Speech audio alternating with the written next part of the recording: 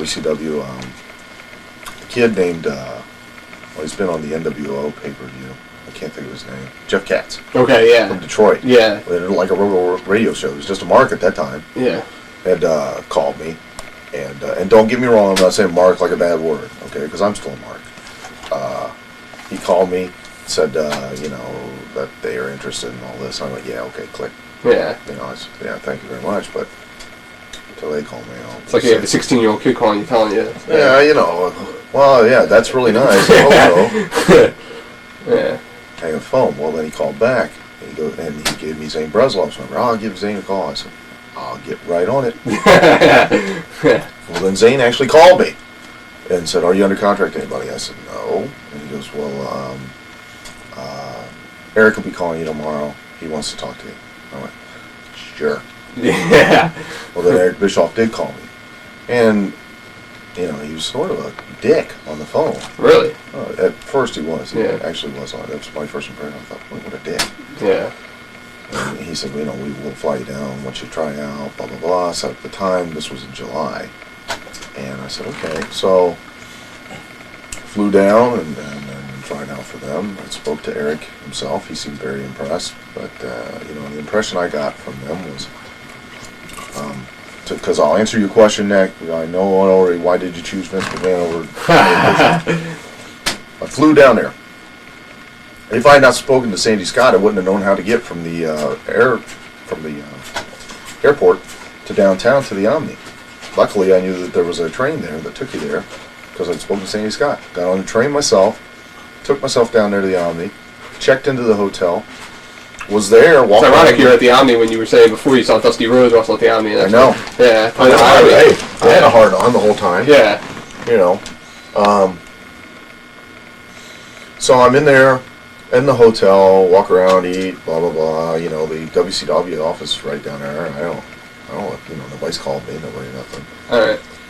Finally, around 5 o'clock in the afternoon, I decided, well, maybe I should call somebody and let them know I'm here. Call the office, leave a message on Janie Angle's machine. She calls back about an hour later. Hey, you're there? I said, yes. She said, well, Kevin Sullivan wants to talk to you. Be at the what was the place Houston TV? Center Stage. Be there at 2 o'clock tomorrow. That's okay. No directions. No, how are you going to get there? Yeah. I'm like, okay. So, luckily Scott Demore, a kid from Windsor, I knew, was down there to do jobs on TVs, and he had talked to me, and he goes, yeah, I'll give you a ride over. Ride over, show up 2 o'clock. Kevin walks in, hey, how you doing? Off. Doesn't say a word. Yeah. Kevin wants to talk to you. Yeah. Terry Taylor comes up, and Terry Taylor's like really nice to me the whole time, right? And I just do what I've been taught to do, which is I went, found a corner, I got a chair, I sat down, and I introduced myself to everybody, and as people talk to me, I talk to them, because I'm the new guy. I'm sitting there the whole day. Terry come in and talk to me once in a while. That was it. Then finally, what's his name? The announcer. Penzer? That little dick. and he goes, here, sign this. I went, and before I went I haven't dealt with these people. Yeah. I don't know who they are. Yeah. Right? And Sandy, before I went there, said, they don't sign anything because your whole thing is you've never been seen nationally, so that's your ace in the hole. You're one of the few guys that know how to work, and you've never been seen nationally. Yeah. So don't sign something because they can, then you might sign a release and they'll be able to air your thing on fucking TV. I went, right. Okay. So he goes, sign this. I went, what is it? He goes, just sign it. I said, well, I'm not going to just sign it if you don't tell me what the hell it is. What is it? He goes, well, I need to pay you. I said, well, fine, pay me. But if you don't want to pay me, that's fine too. I'm just coming down to try out. Yeah. I don't care. Just, what is it? And he goes, fine. And he snatches it from me and he runs out of the room. Like, what the fuck is that? Yeah.